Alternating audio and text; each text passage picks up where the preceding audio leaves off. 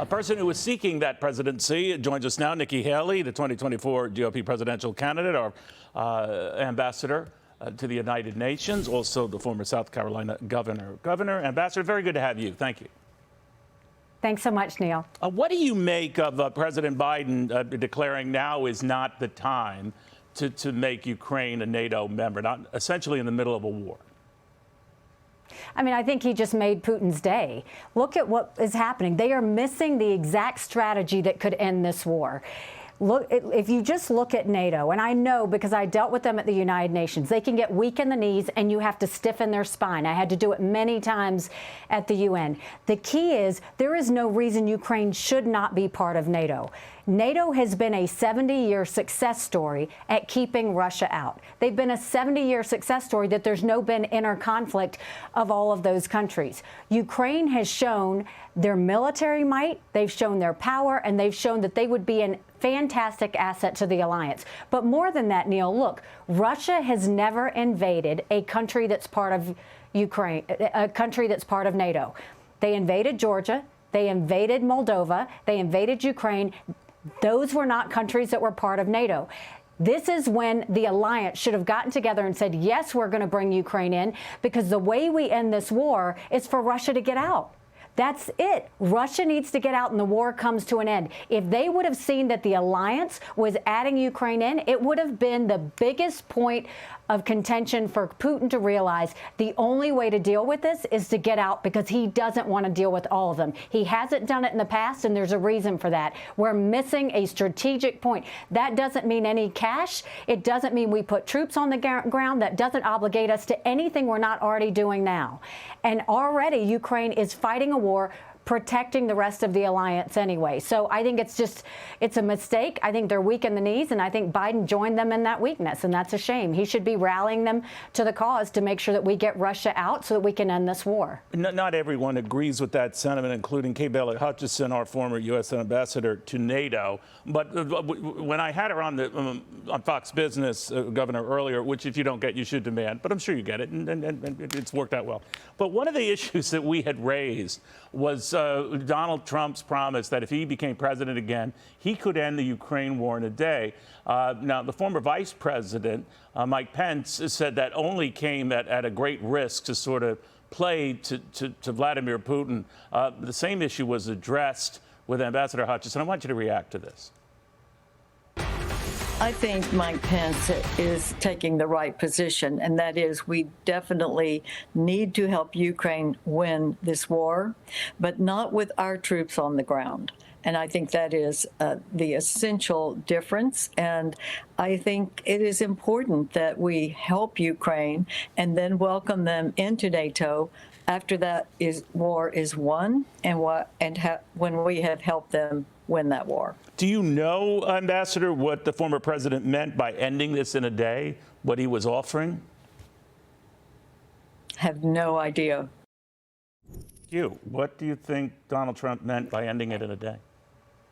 I think it's ridiculous. He knows that he can't end the war in a day. Everybody else knows he can't end the war in the day. He says these crazy things. It's not true. We've got a realistic situation on our hands. The way we end the war is to get Putin out. It's not to appease Putin. The way we end the war is to be strong and work on our alliance.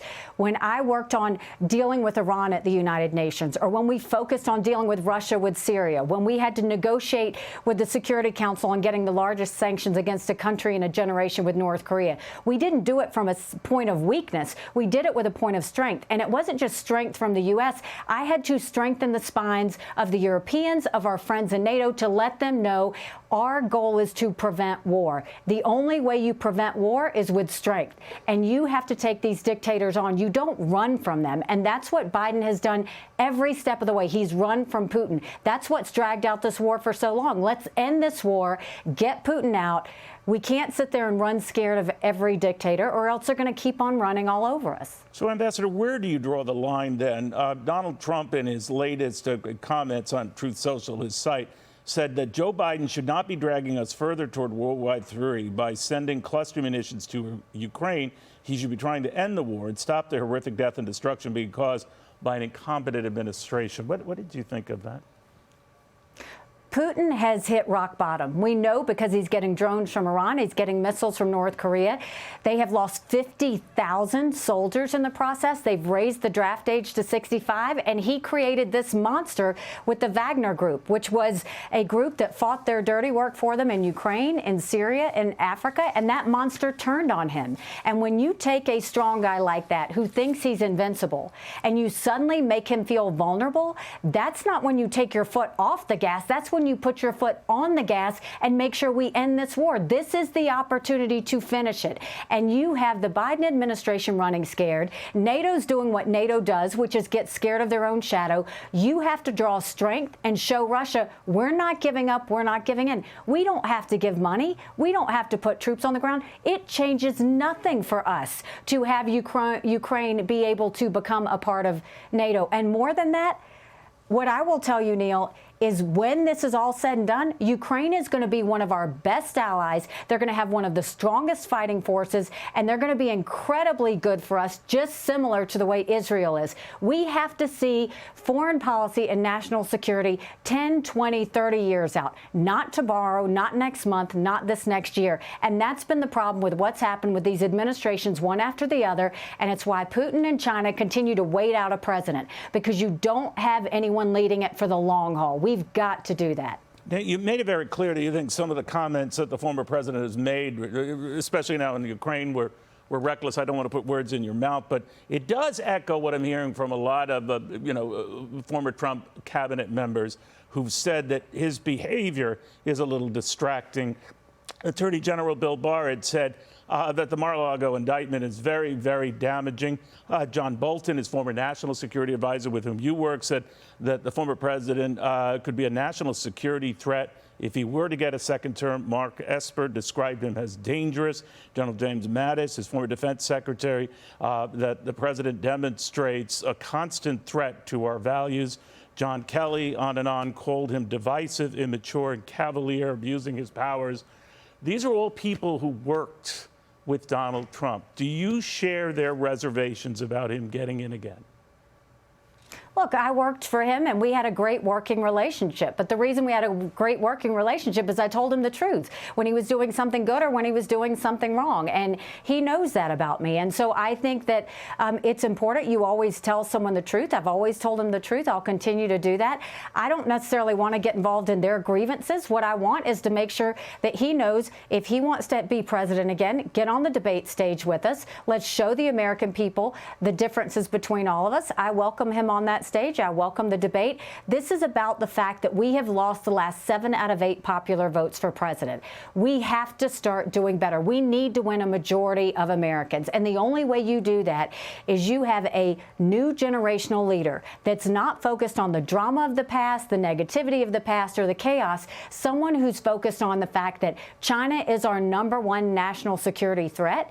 They are planning war with America. No one else is talking about that. And this is an issue of national security. So I don't care about grievances. I care about making sure we protect American families. That's not happening right now. I'm determined to do it. I have been a 2-term governor who took a double-digit unemployment state, was an executive, and turned it into an economic powerhouse. I didn't negotiate with one country. I dealt with 193 at the UN. We've got to get our ship straight. We've got to start to make sure we right this ship, and we've got to make sure we do it now. Do you think you have to break through in Iowa? Because right now, even though, you're polling third in a lot of these polls, it varies by state. I grant you, no trouble raising money, $7.3 million in the latest quarter, $16 million raised since you launched your campaign. Actually, almost $20 million, I guess, by latest count. So no difficulty raising money, but raising awareness of your campaign still seems to be a problem. Are you worried that it's Donald Trump who's running away with this? No, I'm not worried. I'm being smart. I mean, we have raised between our campaign and supporting organizations $34 million.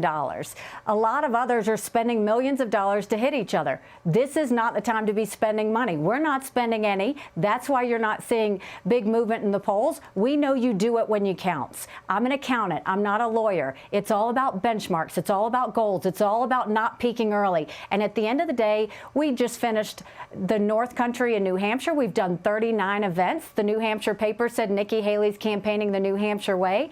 We are headed back to Iowa soon. We continue to do so many town halls, answering every question, shaking every hand. I'm the last person to leave. We are not taking shortcuts. We're not doing rallies where you come in and you leave. We're going there and we're making sure we're doing this the right way. We've got a good ground game, and we're going to spend the money when we need to spend the money when it counts. So I am very comfortable where we are. We had a great announcement with thousands of people in Charleston. We've been well received in Iowa and New Hampshire. We've had a great fundraising haul. We're being very fiscally responsible. I hope your viewers will go to NikkiHaley.com and join us. But we're going to finish this, and we're going to finish it strong. And we look forward to the debates that start in August, and we have made it to the debate stage. All right. You were mentioning Iowa. As you know, Donald Trump has attacked Kim Reynolds, the governor, for not showing more support for him. He said that I opened up the governor position for Kim Reynolds, and when she fell behind, I endorsed her did big rallies, and she won. Of course, he's writing this on his Truth Social site, Governor. Now she wants to remain neutral. I don't invite her to events. DeSantis, his word for Ron DeSantis, down 45 points. That's how he responds generally to people who bolt or don't do what he likes. He has already said similar things about you when you decided to run, saying that Nikki has to follow her heart, not necessarily her honor.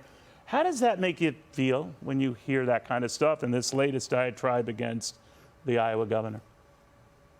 It's what he does. I mean, when he feels attacked or he feels threatened, he's incredibly thin-skinned and he starts to lash out. That's why, I've always told him, he can tell you, I've always said, you're your own worst enemy. Don't do this. But he has done that. Kim Reynolds what would he tell you when you told him that? We had a great working relationship because he knew I told him the truth. I always told him the truth because I wanted him and America to do well. And I've always been a truth teller. I'm going to continue to tell hard truths to people, whether they want to hear it or not, whether they're Republicans or Democrats.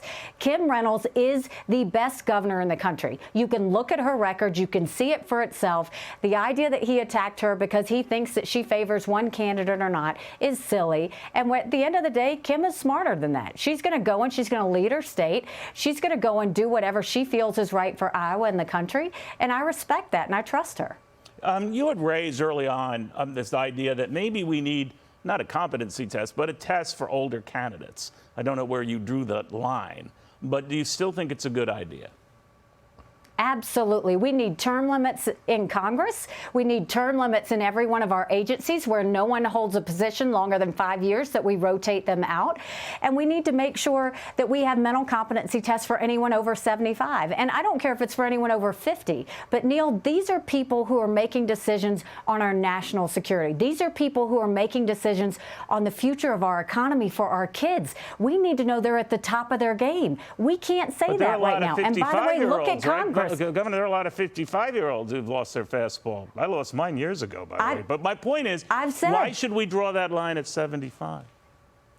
I just said, I'm fine if we do it for anyone 50 and up. At the end of the day, we need to do it so that the American people have confidence that government is working for them. That's the problem. The American people now feel like they work for government. We've got to turn this around. We've got to have some accountability. What has Congress done for you lately? They've done literally nothing, whether it's our debt, whether it's our border, whether it's our education system, whether it's crime, whether it's national security. They haven't done anything, and they were part of the spending problem that got us into this. That's not the answer of where we need to go. We need to start holding them accountable and making them not just get on TV and give talking points, but making them show results to the American people, because the American people are tired. They are dealing with the debt. They're dealing with the inflation that's happening. They're sick of not having transparency in the classroom. They're tired of having crime on the streets. They don't want a lawless border that's turned every state into a border state, and they don't want to see China flying a spy balloon over our country or putting a spy base 100 miles off of our coast. This is an issue. We've got to start righting the ship, focusing, getting serious, because our kids deserve better than what they're seeing right now. Governor, you've been very forthright about this and getting more in Donald Trump's face. I've seen similar kind of musings out of Chris Christie, who never said any of this stuff when he worked for when he worked for the president. But now, of course, he said January 6th changed his mind. What changed yours to not go on the attack? I mean, you're a little less direct than that, but to question Donald Trump more, knowing that you risk the wrath of his voters and supporters who are pretty much in lockstep with him and make up a large part of the Republican base right now. Neil, his voters and supporters and the American people want the truth. I just speak hard truths. You've got some people who are mad that I don't love Trump 100% of the time. I don't love my husband 100% of the time. You've got some people who are upset that I don't disagree with him 100% of the time. I think he was the right president at the right time. I call it like I see it. And so, look, I think he was the right president at the right time. I just think we need to move forward. Our country can't keep dealing with this chaos and this negativity. We've got to go forward. Does that mean he's the wrong president this time? And if Republicans nominate him as your leader and as your presidential candidate, you would not support him? I have said, and I say it to every Republican candidate who's going to get on that debate stage, I will support the Republican that comes out of that. Certainly I want it to be me, but I'm going to support the Republican because I don't believe that America can afford President Kamala Harris. And we all need to remember that. The guys on the stage need to understand this is not about being personal. It's not about being petty. They've got to get over it. At the end of the day, we need to make sure that President Kamala Harris is never president of the United States. So you don't agree with the John Boltons of the world who think that the president should withdraw from the race, much like Asa Hutchinson, because of all these issues, legal and otherwise? I think he has every right to run, just like everyone else, and I trust the American people to make the right decision. Ambassador, very good talking to you. Thank you for taking the time. Thanks so much. Go to NikkiHaley.com and join us. Hey, Sean Hannity here. Hey, click here to subscribe to Fox News YouTube page and catch our hottest interviews and most compelling analysis. You will not get it anywhere else.